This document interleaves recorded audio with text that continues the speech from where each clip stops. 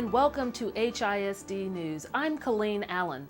HISD is launching a campus-based voter registration drive to teach students the importance of participating in the democratic process.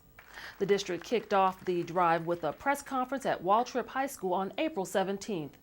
Principals at all HISD high schools, including Waltrip, are deputized to register eligible voters, including students, parents, and members of the Houston community.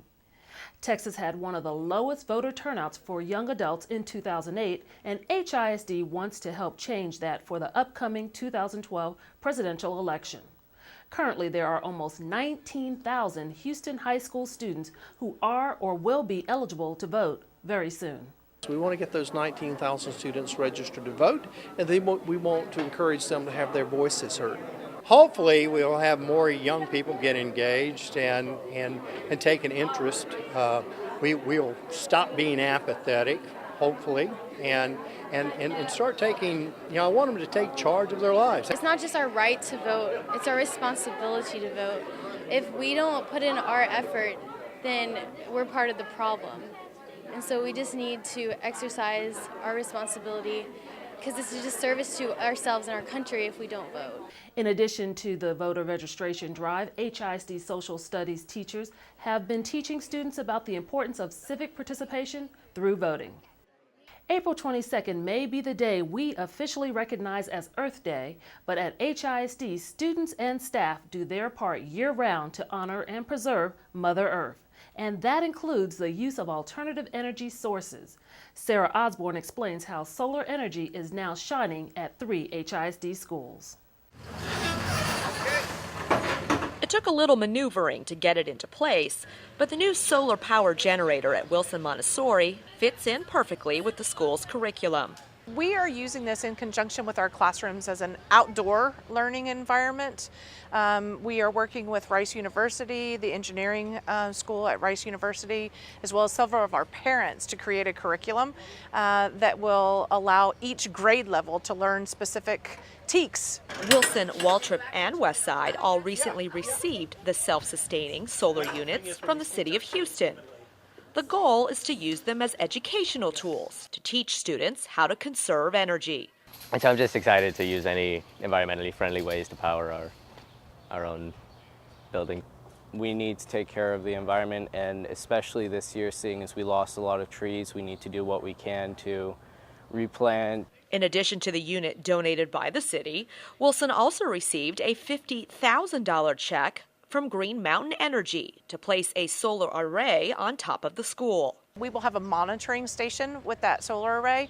That monitoring station will be put into the middle school classroom so that they will be able to monitor their total carbon footprint. Wilson is one of nearly 30 HISD schools currently participating in the district's Green School Challenge, a friendly competition designed to reduce energy and water consumption on campus. The new solar unit will help out. It generates 14 kilowatt hours of electricity a day, which can power an average-sized home. Speaking of going green, every new school at HISD is now built to Leadership and Environmental Design Standards, better known as LEED. This includes the Newberry Elementary campus, which held its official dedication ceremony on April 16th.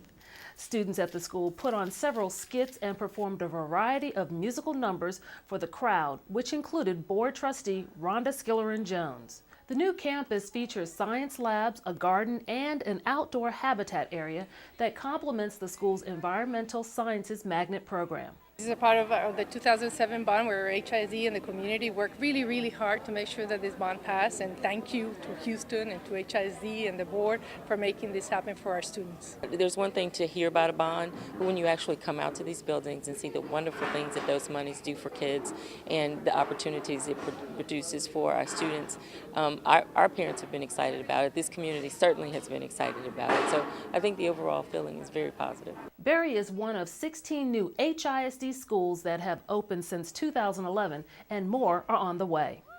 Getting kids interested in science and math can often be a challenge, but not if you make it a hands-on learning experience.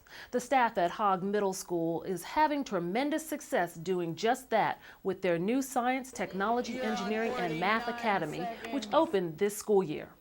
Recently, the school held an interactive STEM showcase for parents, staff, and members of the community. The event involved dozens of student demonstrations, projects, and activities that highlighted the school's STEM curriculum. This is our first year implementing the STEM Academy for all of our magnet students. So every single magnet student has been placed into a STEM elective. So we have a 6th grade STEM elective, a 7th grade STEM elective, and then 8th grade ends with concepts of engineering for high school credit. Hog still has room for students to enroll this fall in their math and science magnet program. They and nearly 85 schools that have space for the upcoming academic year will be on display at the 2nd annual School Choice Fair. The fair takes place on Saturday, April 28th from 9 a.m. to noon at the Hattie Mae White Educational Support Center. Schools with Montessori, early childhood, magnet, and early college programs will be on hand to walk students and their parents through the application process. Students at 3 HISD schools are celebrating their success after competing in the 7th annual C-STEM competition. More than 2,000 students from over 30 schools competed in the event, which was held on March 31st at the George R. Brown Convention Center. The contest involved student teams competing in activities that put their math, science, and communication skills to the test. Taking first place in both the Geographical Information Systems and Robotics categories was a team of students from Newberry Elementary, Jackson Middle School, and Austin High School. It feels really good. But also, even if we hadn't won first place, we would still be winners because we learned a lot of valuable things and we had lots of fun creating this. Also winning top honors, Jackson Middle School teacher Joseph Alva, who was recognized as the teacher who most exemplifies the spirit of C-STEM. Congratulations to him and all the winning students. Students at T.H. Rogers had a chance to shine at the school's annual Challenge Day. The Special Olympics type event allowed students with severe physical disabilities to demonstrate their personal best in a variety of sporting events. This year's event featured a Hawaiian or luau theme. Students and staff from Bush and Memorial Elementary also joined in the fun. Time now for the HISD Fast Fact of the Week. And in honor of Earth Day, it relates to HISD's efforts to go green. By replacing inefficient lighting and air conditioning systems at schools throughout the district, HISD saved close to 800,000 kilowatt hours in 2011.